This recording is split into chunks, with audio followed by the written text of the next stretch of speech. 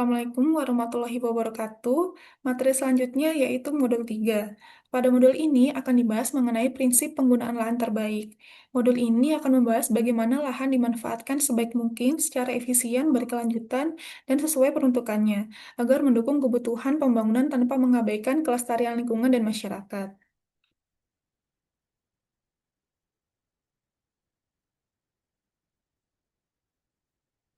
Pada bagian awal ini, kita dapat melihat bahwa efisiensi dan keberlanjutan sebenarnya dua konsep yang tidak bisa dipisahkan ketika kita bicara tentang penggunaan lahan.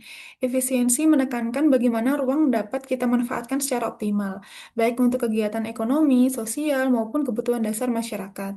Namun, penggunaan ruang yang efisien tidak akan berarti apa-apa kalau tidak mempertimbangkan keberlanjutan.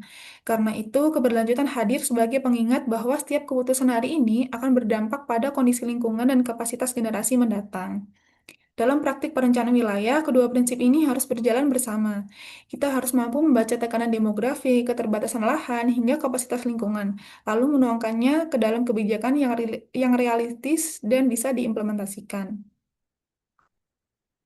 Selanjutnya yaitu ketahanan pangan sangat bergantung pada bagaimana kita mengelola lahan pertanian secara efisien di tengah tekanan konversi lahan yang terus meningkat.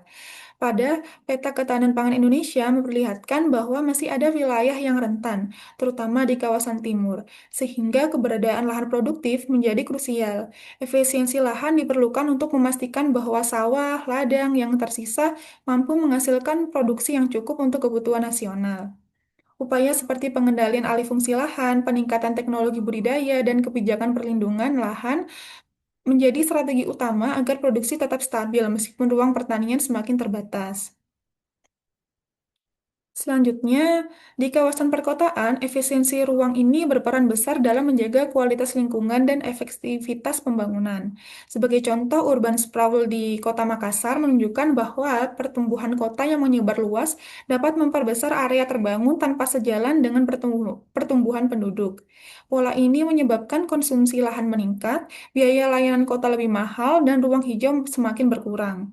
Karena itu, prinsip kota kompak atau kompak city menjadi pendekatan penting, di mana pembangunan diarahkan secara vertikal, fungsi ruang yang diintegrasikan, dan transportasi yang diperkuat. Selanjutnya, yaitu efisiensi lahan tidak hanya menyangkut produktivitas. Dapat dilihat bahwa kemampuan lingkungan ini juga mempertahankan fungsi ekologisnya. Pada gambar, kesehatan tanah menjadi salah satu fondasi penting, mulai dari aspek fisik seperti struktur dan porositas, aspek kimia seperti pH dan ketersediaan hara, hingga aspek biologis seperti mikroorganisme dan bara organik yang menjaga kesuburan. Semua komponen ini menentukan kemampuan lahan dalam menyimpan karbon, menahan erosi, dan mempertahankan kualitas air, di mana pendekatan konservasi seperti pertanian ramah lingkungan, tutupan vegetasi, serta pemantauan berbasis GIS dan penginderaan jauh memungkinkan kita menjaga kesehatan tanah secara lebih akurat.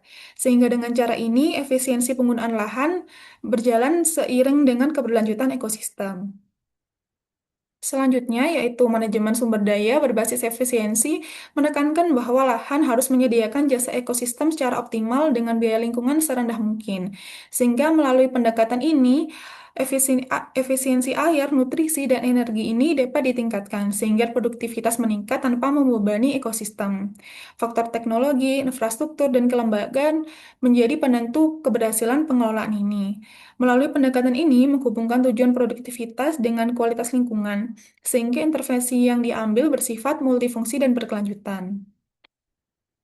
Terakhir, yaitu di mana pengaturan peruntukan lahan merupakan bagian penting dalam penataan ruang, karena berfungsi untuk mengarahkan bagaimana setiap bidang lahan seharusnya digunakan sesuai dengan kemampuan lingkungan dan kebutuhan masyarakat.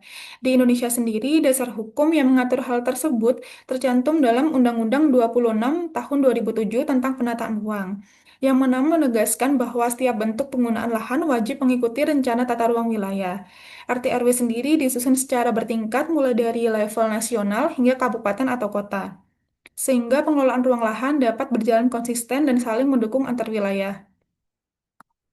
Demikian untuk penjelasan modul 3 ini. Terima kasih atas perhatiannya. Semoga penjelasan ini dapat bermanfaat.